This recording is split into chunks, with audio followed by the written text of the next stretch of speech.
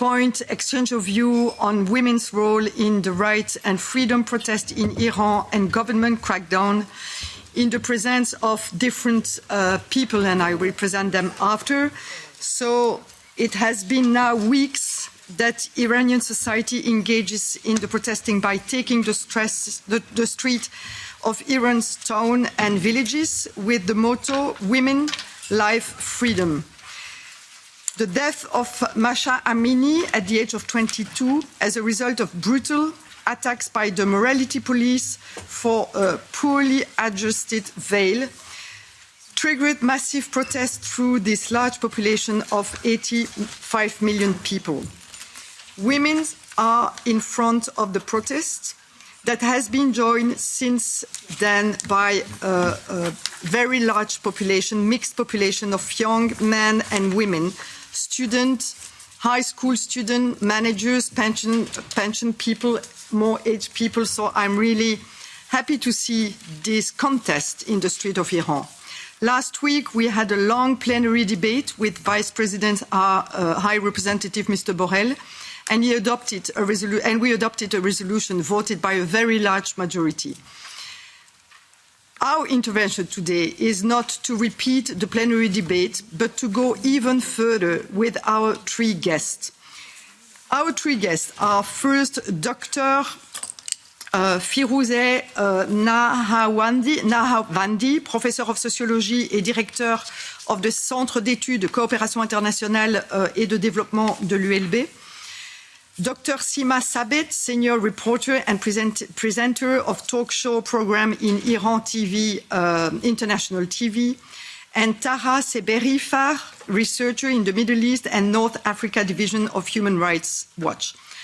I will directly give them the floor. I'm really proud to have you here with us to continue to work on this issue. It is not only to have a statement on the situation of Iran. It's important, of course, to show important to show our solidarity for Iranian people being in the street. But it is also important for us to find a way of helping these protests in the country for the right of women, of course, but for the right of people in general in Iran. So I will directly give you the floor, Dr. Firouzeh Nahavandi. You have 8 minutes.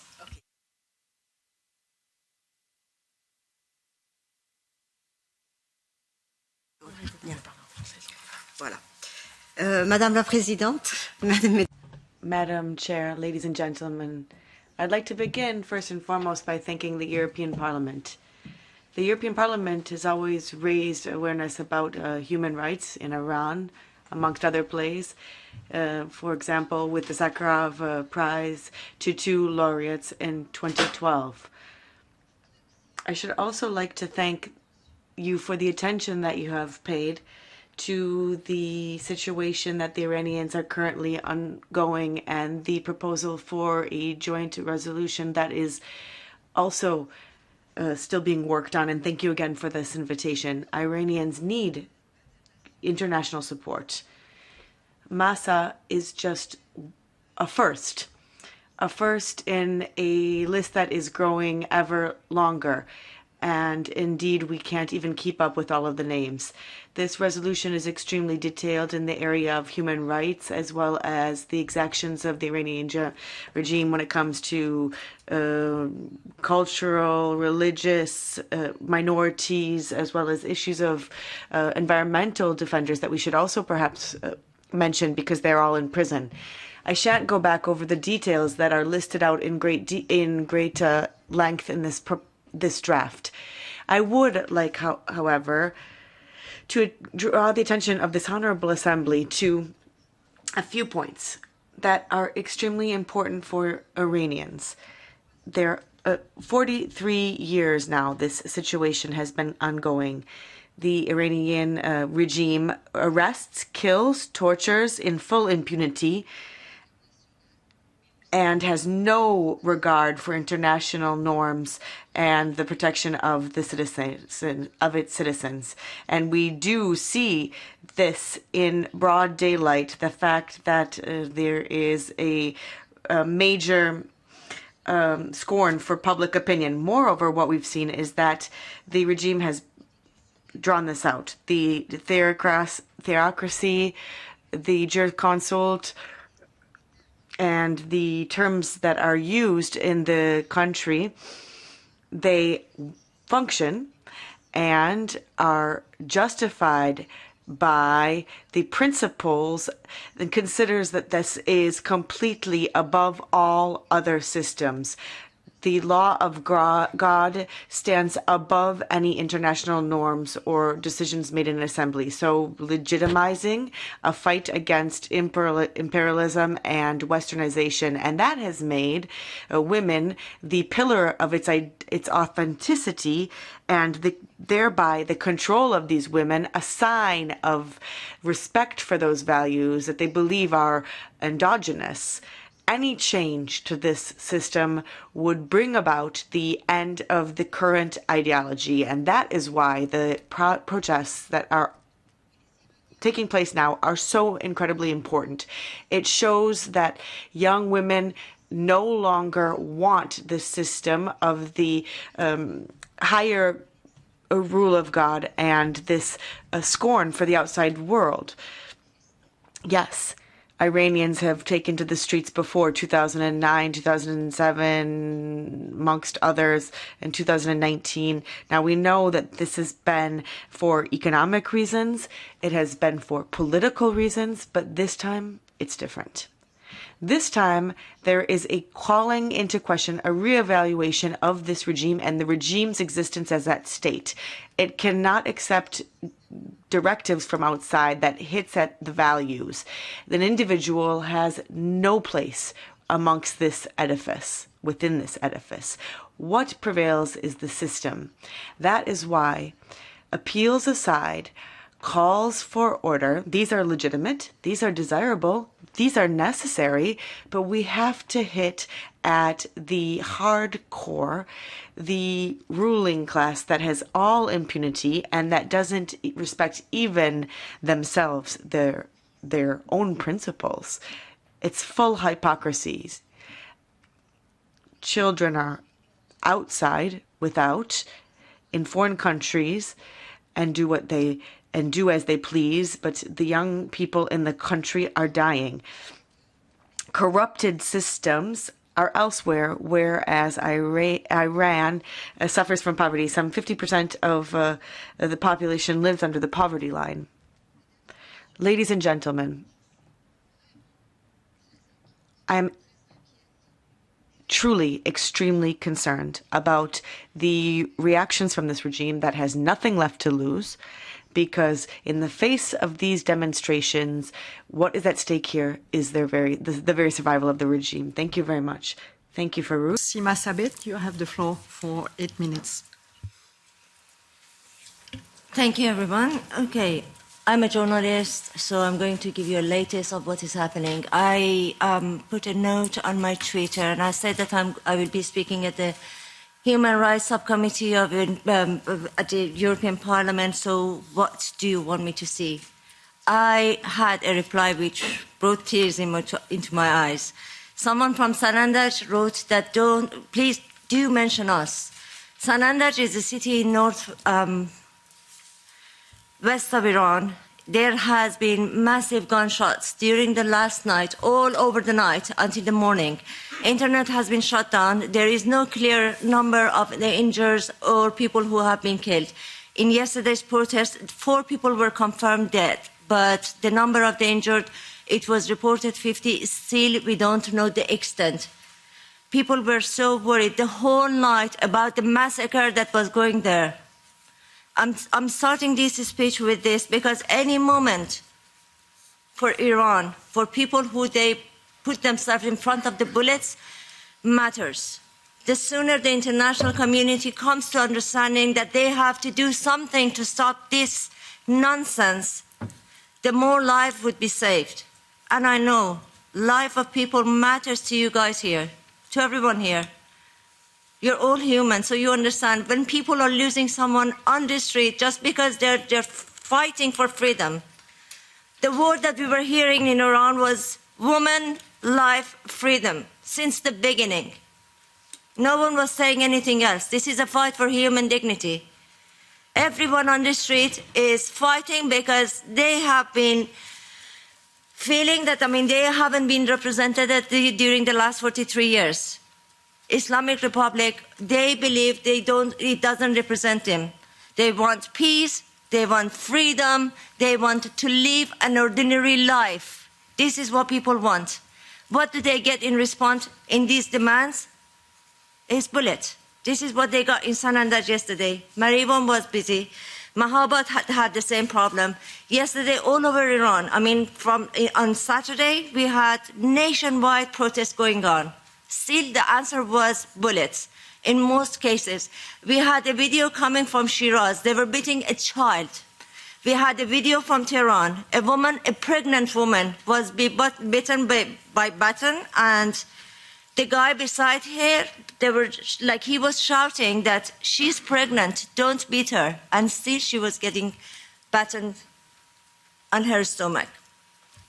So I'm just giving you a hint of the pain that we are going through. This is the 23rd day that I and many journalists who they're focusing on Iran have been seeing all these things happening.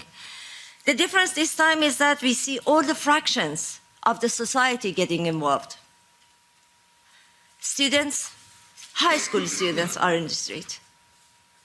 University students are on the street.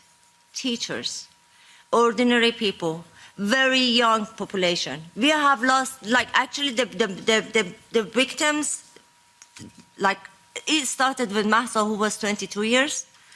Then we came to Hadith Najafi. Hadith was 22 years. Then it came to Nika, was 16 years. She had her birthday 10 days after she was killed. We had Sarina Ismailzadeh, a brilliant mind. She was 16. So then the average age of protesters has come to the teenagers. This is their cry for freedom. This is what they wanted to choose for their life. I need to mention a brilliant journalist, Niloufar Hamedi, who is in prison now. She was the one who went to Castro Hospital and brought the news of the Mahsa family into the society. She was the one who brought it into the public opinion, and she is in prison now. The family of Mahsa, the very brave family who they have been extremely under pressure, but still they speak. Still they're answering my questions. Anything that the officials are saying about them, if it's lie, which rarely they have said anything right, they come up, they answer, they mention what was the exact fact that was going on. And this family are under extreme pressure. I was asking one of the members of the family, he asked for a piece of the interview that they had done before, and I was wondering what happened, and he was just like, no, nothing happened. The securities are putting still pressure on us, but everyone is okay. Life-wise, they're still alive.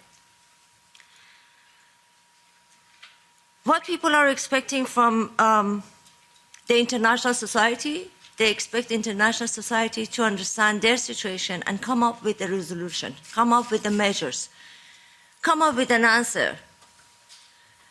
Human rights has to be put on the agenda. It has to be placed on top of the priority in any negotiation, any political relationship with the West, with any country. So far, it has not been included as much as people were suffering inside Iran. A government is representing them that necessarily doesn't care about their well-being. Targeted sanction could be really, really helpful in order to bring the government into the understanding that they have to take it serious. They cannot kill people on the street and yet expect the international society to treat them as a rational state. Last Friday in Zahedan, there was a massacre. So far, Tara Sepehri can correct me. She is an expert on human rights. But as far as I know, there has been 185 deaths like in the government crackdown, 19 are under 18 years old. 90 of these 185 were killed in Zahedan after Friday prayers in a matter of hours, in few hours. And no one heard about it. Or if they heard it, it was very briefly. Not to the extent of the scare that people experienced there. A doctor put a picture on their Instagram. I'm so sorry for taking your time. I hope that I still have a little bit of time, like 1 minute, I'll finish it up. But there was a doctor, a surgeon, put a picture of a bullet taken out of the back of a 13 years old. And he was saying that, I mean, you shot him at the back. Are you human? And then the next day, no one heard about that doctor. He's disappeared. We don't know where he is. As simple as that.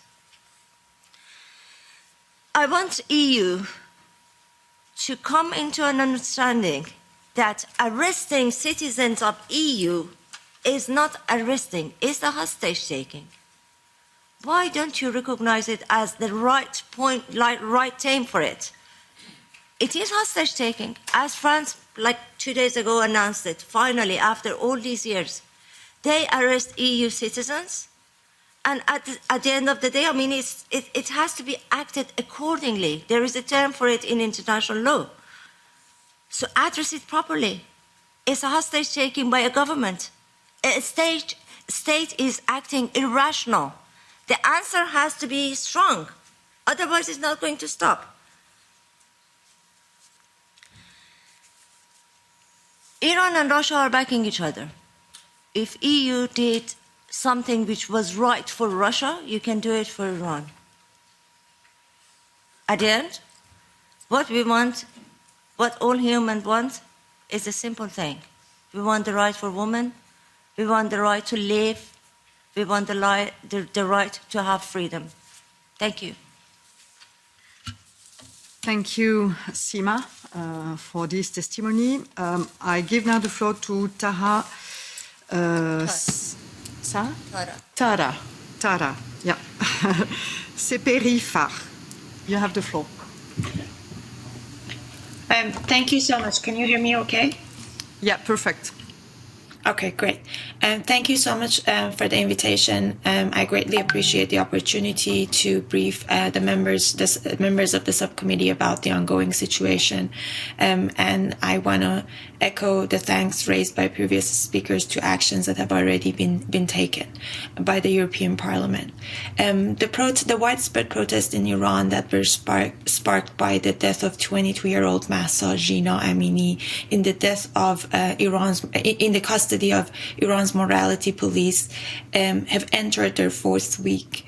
The intensity of street protests have varied, but they have been consistent, and they have spread to universities as well as high schools across the country.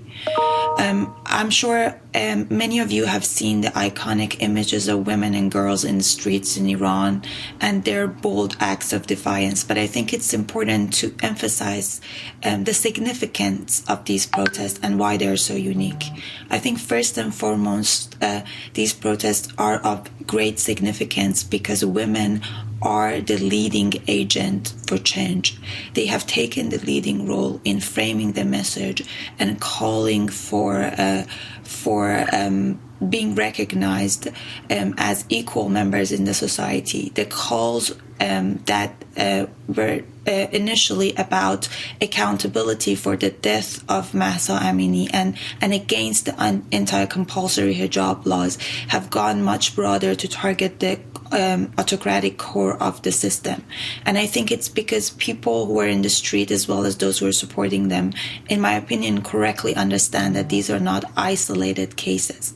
They very well understand that the compulsory hijab laws, which are a symbol of systems' attempt to control every aspect of people's life, is very well connected to the undemocratic and autocratic nature of the system.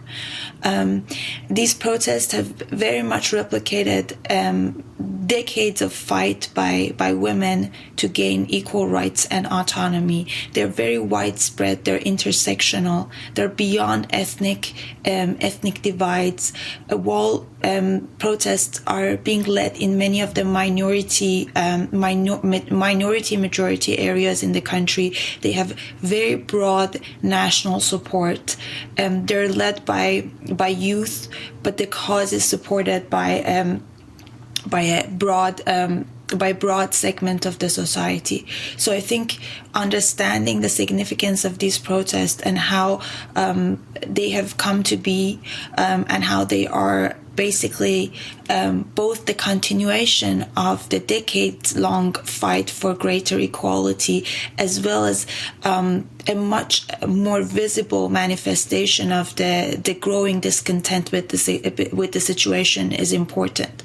I'm not sure where the protests are going to go, but I think regardless of where the protests are going to go, they have changed the conversation about many aspects of repression in Iran, about the compulsory hijab laws, about authorities' treatment of peaceful protesters. And I think it's important to acknowledge that. I want to spend a few minutes on giving you more specifics about authorities' response to these protests. And I want to end by what Human Rights Watch has been calling for accountability. Iranian security and intelligence apparatus have resorted to some of their most known measures to respond to these protests. At Human Rights Watch, we have documented use of lethal and excessive force against largely peaceful protests across Iran.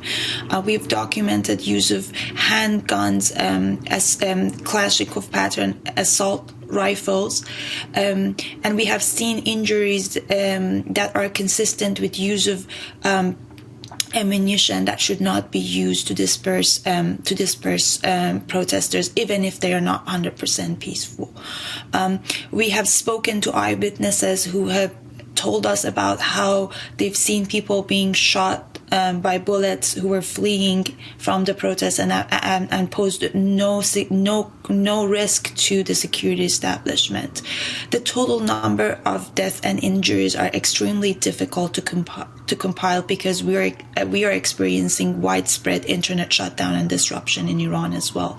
But what we can tell with confidence is that dozens of people have been shot and killed by security forces, use of unlawful and lethal force. Our research does not include the bloody crackdown that the previous speaker mentioned that's been extremely deadly, and we are working on documenting the exact scale of that. But it's important to note that in areas remote from the capital with less access, use of force have been even more brutal and the casualties have been much higher.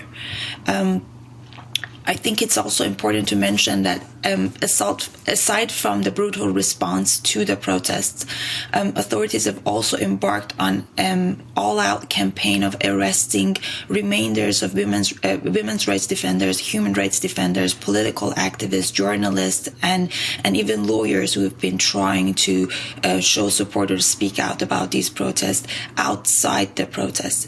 They have arrested or called for interrogation public figures and celebrities. They are doing everything in their power to silence growing support for what we see in the streets and universities and schools in Iran. So when they say that they are willing to recognize right for peaceful protest, all you need to look into to prove the hypocrisy of the argument is to look at the decades-long repression and authorities' response to previous rounds of protest over the past several years. With this in mind, we have several recommendations for the international community to respond to these protests. And I think first and foremost, I have to say that messages of public solidarity from across the world matters a great deal to Iranians, especially messages from communities that are not usually outspoken.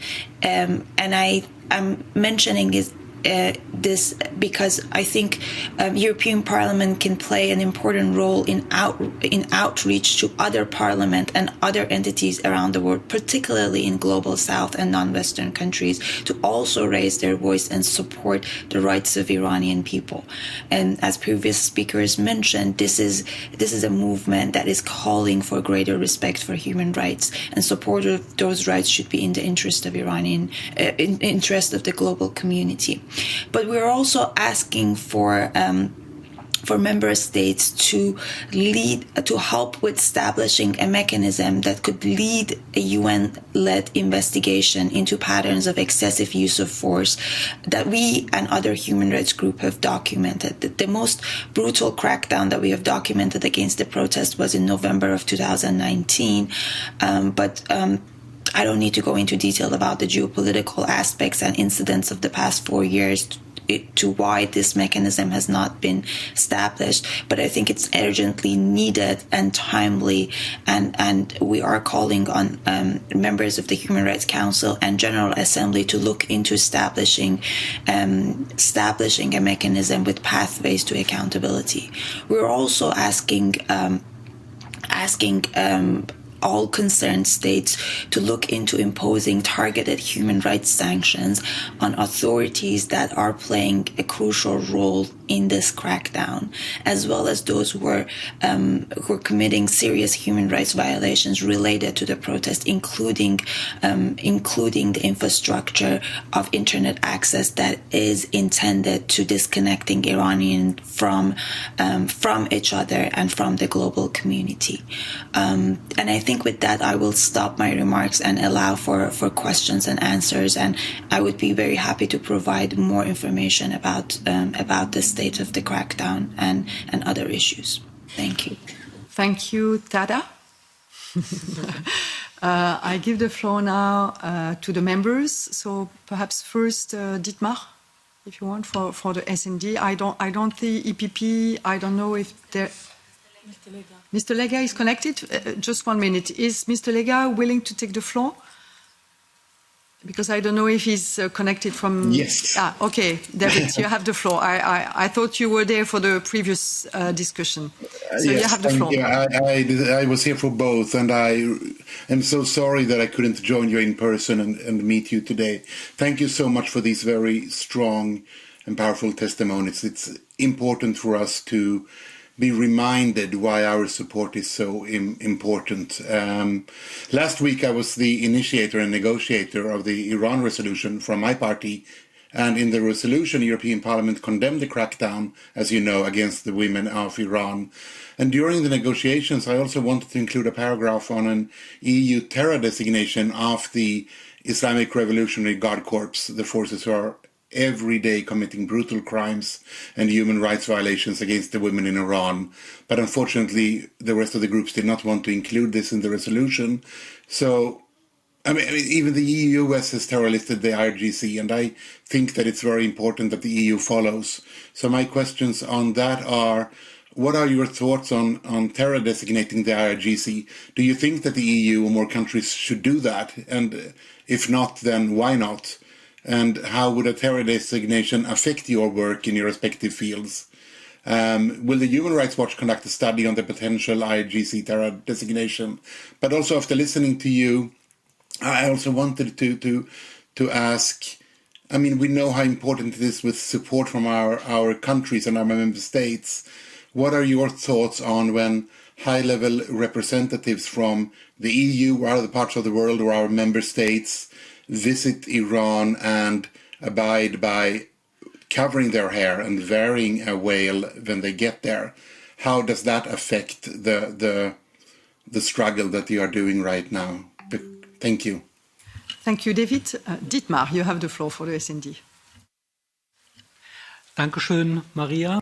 Thank you, Maria. And thank you for that very detailed overview of this terrible regime that is going against everything here and is doing what can only be described as state terrorism. I think that here this is a revolution in Iran that's going to become a part of world history. Is this how it's being seen in the West? The women's opposition to the Mullah regime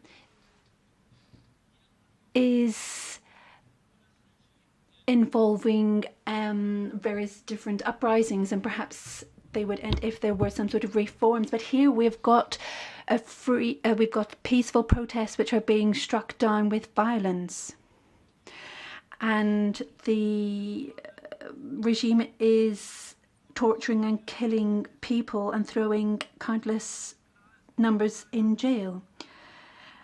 People have been oppressed for decades, and this would be calling for nothing less than the downfall of the regime. And this is why I would like to say that the consequences need to happen. The European Parliament was mentioned earlier, and I think that what has been done could be built upon. What we need is clear solidarity with the people in Iran.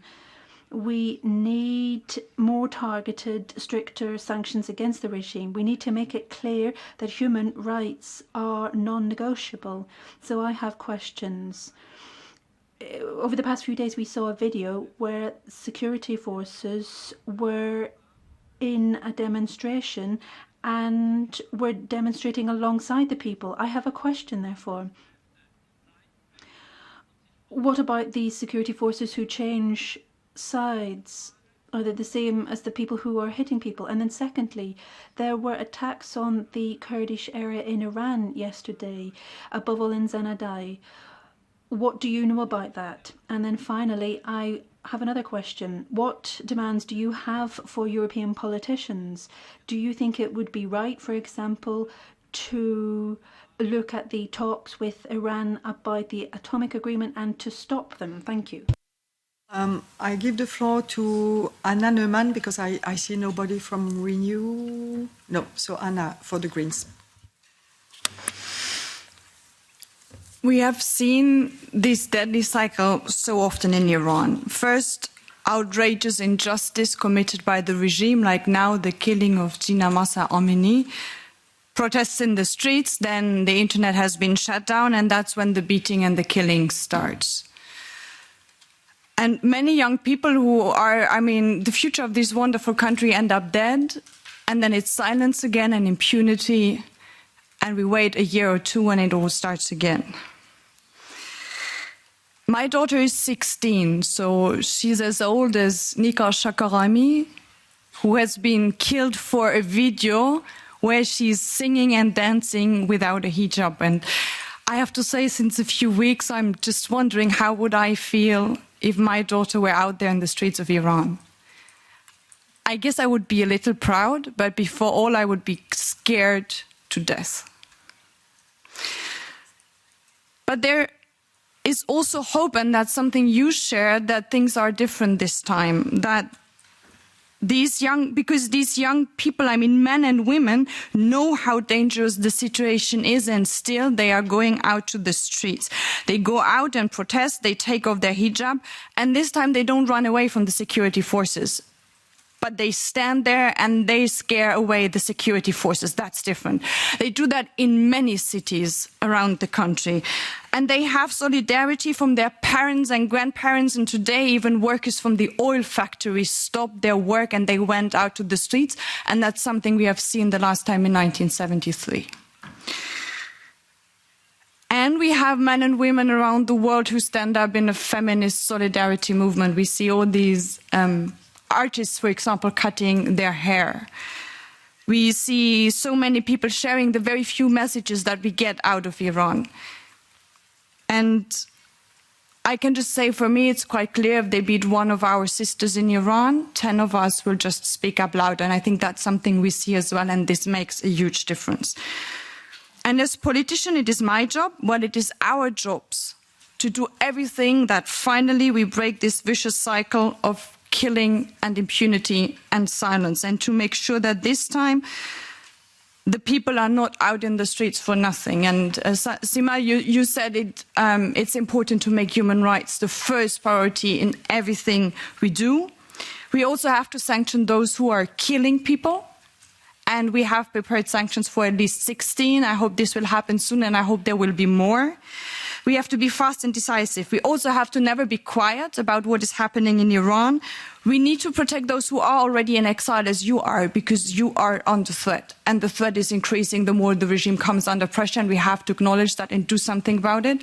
And we have to make sure that everyone who needs to leave urgently Iran can do that. Here also we have to become better. All of that is in our European Parliament resolution, but we have to make it happen. And I think some hacking to help those in Iran circumvent the internet blockade is also going to help, because at the moment what we get reliably is regime propaganda. What we don't get is information from what is actually happening in the country.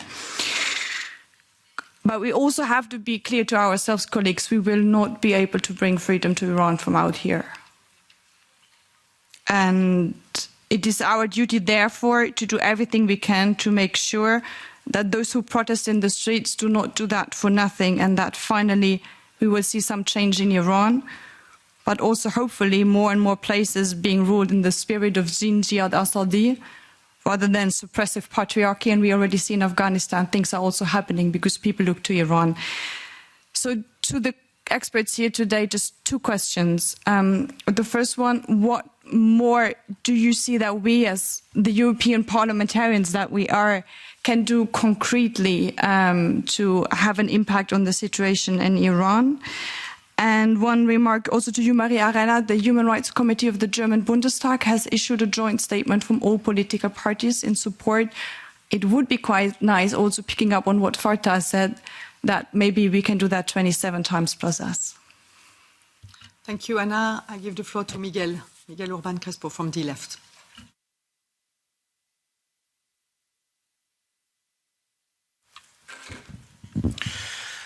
Gracias, Maria. Thank you, Maria. Thank you, Chair. First, as of someone on the left, I'd just like to state my solidarity, unnuanced, with the women and with the people of Iran who are taking to the streets and who are crying out to defend their rights, along with the Kurdish people who are suffering from oppression in Iran. Now, we can see, yet again, that women and, first and foremost, the feminist movement are first in line in fighting authoritarianism in the world. And the case of Iran shows how much the feminist movement is in the avant-garde, how women are in the avant-garde in fighting the patriarchy. The patriarchy on the body of the women tries to defend certain principles, and women, therefore, have this free decision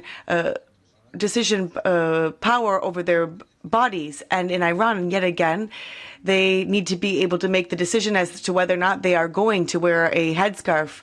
And the barbarianism of the Ayatollahs and any other type of act that we are currently witnessing could be the pretext for a Islamophobic campaign where they would state that they were going to try to determine on the backs of the bodies of women exactly what should be done. And we should condemn this in no uncertain terms. We also hope that the European Commission, to make sure that Iran is not used by a place for Afghani refugees. Do you remember the Commission put forth a year ago that they would support the Iranian regime to slow the arrival of those people who are coming to Europe? We have to just recall this now, just 1 year on, who we wanted to pay to do our dirty work. This is important. Important because human rights cannot be a negotiating chip. Now, we have to remember that many revolutions began with women requesting peace, bread, and democracy. Let us hope that this revolution that is currently rolling out in Iran will begin with this feminist movement that's asking for freedom, rights, and democracy. Thank you. To Evin. Thank you very much, Chair, and thanks to our guests for being with us today and sharing your testimonies.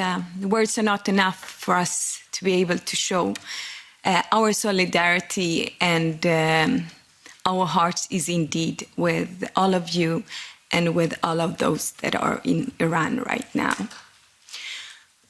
The human rights and women's rights are under attack in Iran, in Afghanistan, in many parts of the world.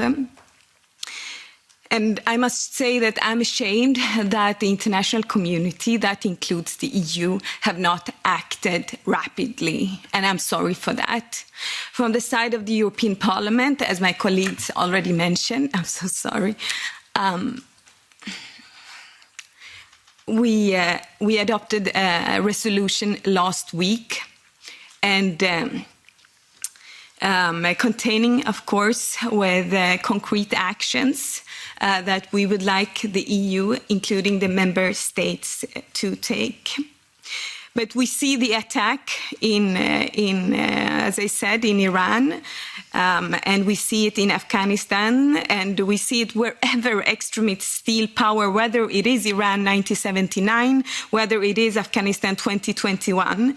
The feminist revolution that is taking place right now in Iran that you have been talking about have really shown the people power that exists in Iran. Women, girls, allies have had enough. And yes, it is about ending gender apartheid, but it is also a part of a very long, ongoing democratic revolutions that have taken place to end all kinds of oppression, whether it is oppression on women, on minorities, ethnic group, all kind of oppression that exists within Iran. When all people in Iran, Kurds, Baluch, Azeri, Baha'i, and Persian have shown their tremendous courage, at least what we can do from the side of the international community, including EU, is of course to act. The slogan Jin Jian Azadi that I've heard and grown up with myself all through the years started in one part of Kurdistan, in the Turkish part. It went then to Syria and ended up in the Iranian part where Mahsa Amini comes from, and ended up in whole Iran and the whole world. Women and girls have all through history, as you very rightly pointed out, in every corner of the world have gone in the forefront of revolutions and asked for change.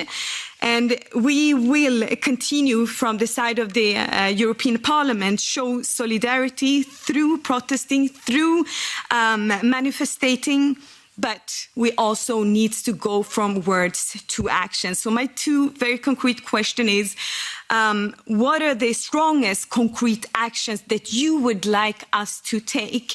And what is missing within the resolution that we adopted last week in the European Parliament that you would like to highlight? And the second is also that I would like to pick your brain on is the cooperation between opposition groups in Iran, different groups in the country, and the way forward. And once again, our solidarity is with you and all the freedom fighters on the streets of Iran. And your freedom is our freedom, and we will continue standing up for your rights until the day that the mullah dictatorship is fallen. Thank you, Evin. I will give you the floor now to perhaps to react to what have been said, and also to the question. And the main question is, what can we do more on this situation? I think it's really important to understand what is possible to do, and also to understand what we as Parliament can do. Of course, we can give solidarity and support. And this is really the first thing, and it is why we are here, and giving the opportunity to people to have the floor here and to be heard by the rest of the world. So this is the first thing that we can do. The second thing is to make pressure to our executive. And when you speak about targeted sanctions, it is a mechanism that can be taken by the Council, not by the Parliament. So saying that there is a very strong majority here at the European Parliament to support this targeted sanction is important. But we don't have this capacity to decide about these sanctions. important to say that because sometimes people have said, you are speaking, and you are not acting. But it's because the act is not coming from the parliament. The act is coming from the council or the high representative presenting it to the council. This is really important. So we are here to make this pressure and to have this consciousness about how to change it. And what is really important is what you said is it is not only in this parliament, but it is also to give the opportunity to the global south to have an expression on this, because it is seen as a Western against global south. It is not. When we are speaking about human rights, women's rights, it is universality of the rights. It is not the rights from the Western, it is not the rights from the South, it is the right for everybody. In Iran, and we are doing the same thing for all countries. If you have these rights being violated in other countries, we are doing exactly the same in this committee. And I wanted to say that because we don't want to be seen as manipulated by some and defending the rights in some case and not in the other case. And what we are trying to do in this committee is to avoid these double standards. When we have double standards at the European level, we are losing credibility. So what we are asking here for women in Iran, it is what we are asking here for women in Afghanistan, for women in the Gulf countries, for women in Latin America, for women in Africa, in Nigeria, in other countries. It is what we are doing here, whatever, wherever, whenever they are. It is the fight that we have to have without these double standards. And so this is really the message that we have to convey to the people that are listening to us on this situation. So, but I give you directly the floor if there are reactions and if there are questions you wanted to react on. So you have the floor. Feroze first. Yeah. Merci beaucoup. Thank you. I will answer some of the questions and then I will give the floor to my neighbour and others to answer as well. Firstly, I'd like to say that I've been working on Afghanistan and Iran for more than 40 years. So that means most of you weren't even born when I look around here. I've followed the different episodes and the different periods in the two countries, and I think that it is important to talk about both of them at the same time. Firstly, I think when I'm thinking about things that the European Parliament can do, because I am aware that you have said that the Parliament cannot take retaliation measures, so it's in a difficult position in that way. But the first thing to do is to understand what the headscarves mean for Iran at the moment. It's the basis of this regime.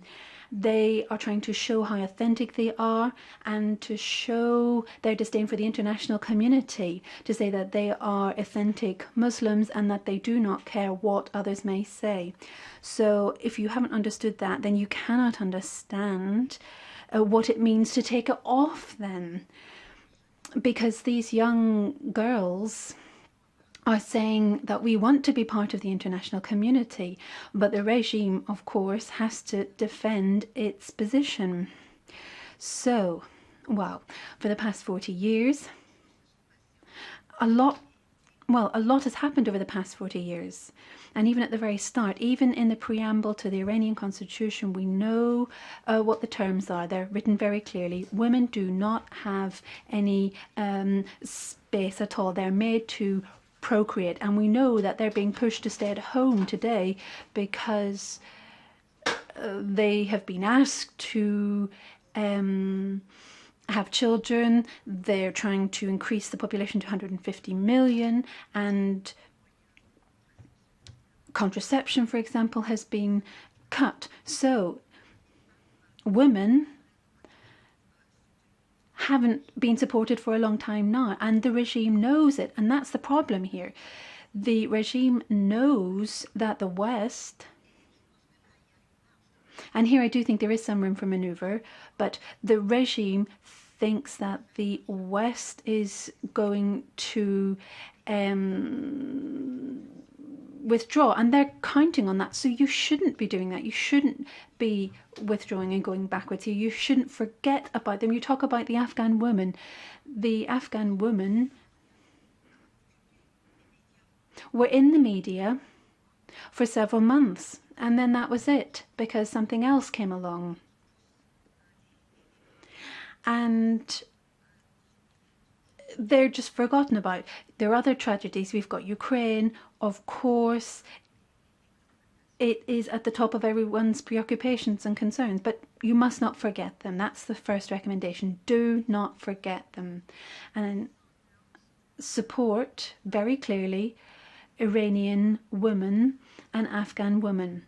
But I'd like to just turn to you and ask what you are ready to do, because you need to know that as well. What are you prepared to do? How far are you prepared to go to defend your values, our values, and that the Iranian women want to share as well?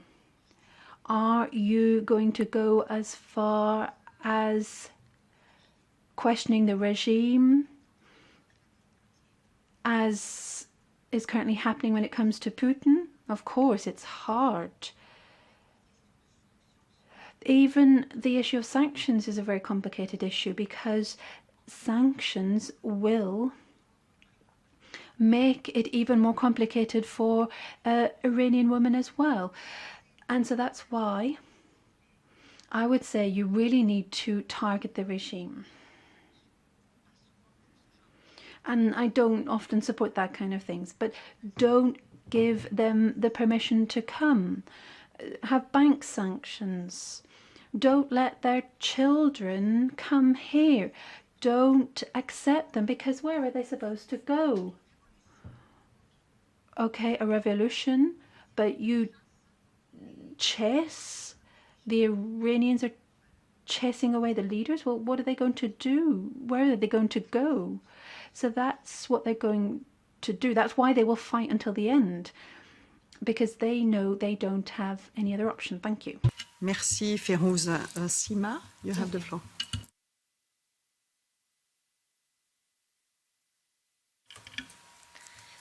Some parts. When I said that we have to have targeted sanction, I want to pick it up from that side. The officials and the immediate families has to be targeted, not all ordinary peoples. It has to be definitely targeted to people who are involved. Last week, Canada announced 10,000 people have been banned from entering Canada, and their wealth is going to be seized because they were involved in suppressing people, and they were part of this crackdown system. 10,000 still is not enough, but at least it's a good number, much better than 16. The system is pretty big. It doesn't include only very few top officials that you can target. Most of these people who they are involved in, like in cracking down the protests, they are extremely against the people's freedom. Their children are living a very wealthy, luxury life in Europe and Canada and America. You can't believe it. They live a totally different lifestyle. The Islamic code and standard doesn't belong to them. It's for people who they are inside Iran. So they want something for people who they live inside Iran because it's an ideology of the state. At the same time, their family can live with the mass fraud and the rest of the things that we have in the country. They can live abroad in peace, easy life, and that's what is, denied to the rest of the country. Again, hostage taking is something that I really want EU to take it serious. They're not arresting EU citizens in Iran. They're taking hostage and then they ask for ransom. You have seen it, so it's better if you take it serious. Someone, no, okay, I'm going to the points that I have. Someone mentioned, I don't remember which one, my apologies if I didn't take the names, but it was about the propaganda of the state and the way that it's preventing the information dissemination. This is a serious problem. They do whatever they want to censor the information. I come from Iran International. We broadcast on several satellites. We have seen orbital jamming on every single one of them. Every single one of them. Our families have been threatened. I am a journalist. I haven't committed any crime. I haven't seen my mother's home for 17 years. I don't know where my mom lives. I don't see our home. And it's not just me. Many of the journalists who they live abroad, and they're like, I mean, they are the only channel that the West and the world is getting information from inside Iran. They put their lives, their family, everyone in danger. The families are threatened inside Iran. Their brothers, mothers, sisters has been taken for interrogation because they want to put pressure on journalists not to report on specific topics, to give up their job, not to do the journalism things that they're doing because they don't want the news to come out of Iran. Jamming is something very important. The government does it, but it doesn't get any reaction. All has been going for years and years, and I don't know when international community is going to finally honor the freedom of speech, freedom to access information to the whole human beings. There is one more part about Iraqi Kurdistan. The attack has been going on many cities inside Iran, especially the city of Sanandaj has been under massive clashes and specifically gunfires during the last night. As I mentioned earlier, we don't know the extent.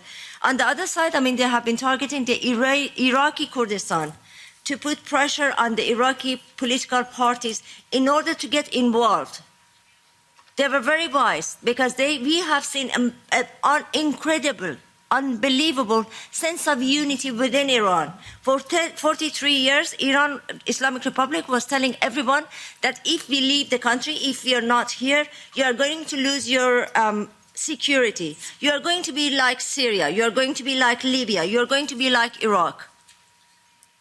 With the sense of unity that we get from Iran, you were the ones that we always were trying to create crackers and then sit on the crackers in order to sell your security to the people. People were chanting in Tabriz to support Kurdistan. People were chanting in Tehran to support Zahedan. The sense of unity is unbelievable. This is a revolution which brings love and culture and everything else that has been taken from the country for so long.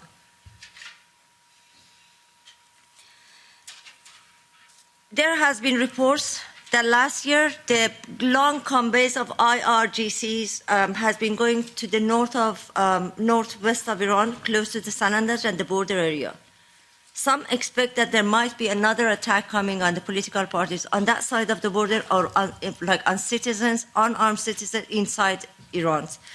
So we are still waiting to see how it's going to go.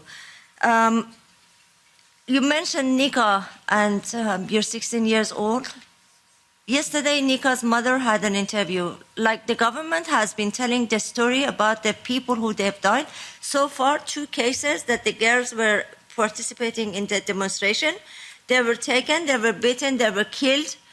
Then the government comes into the national states television and says that, oh, they jumped out of a very high building. That was the story said. The mother put her life in danger and she came and she released the video first, then she did an interview with Iran International, our channel, and then she spoke to one of the inside press, like newspapers. What she said that I want everyone to know our story. I want the world to know my story. This is exactly her words. Yesterday she said that I'm very happy, finally, because I mean, when I think more, I know that my daughter, we're talking about the 16 years old, My daughter died for something that she believed in.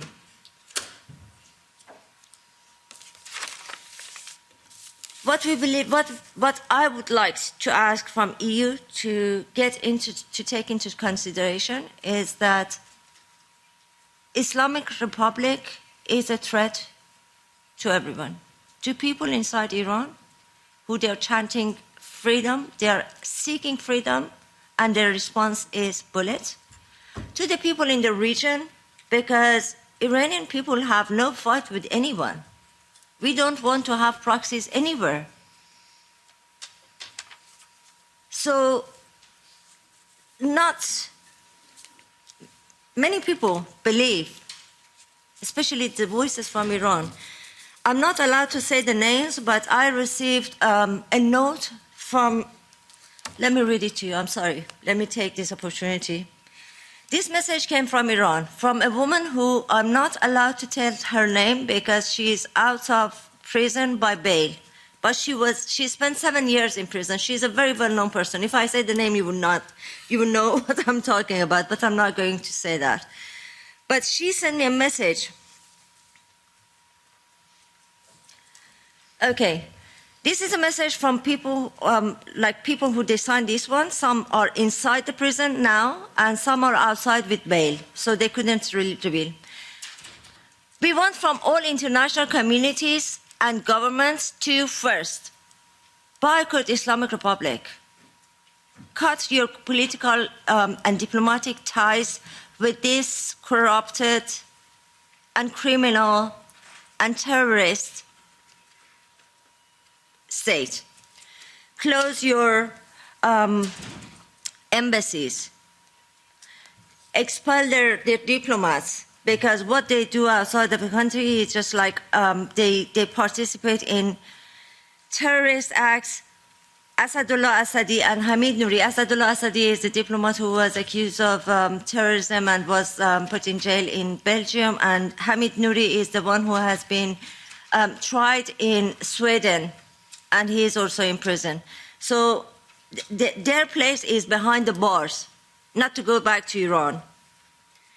You have to expel the former political officials of Islamic Republic who they have been involved in criminals, in crime actions of the government, and then they have stayed in the West and still are defending the Islamic Republic's activities, such as terror of Salman Rushdie.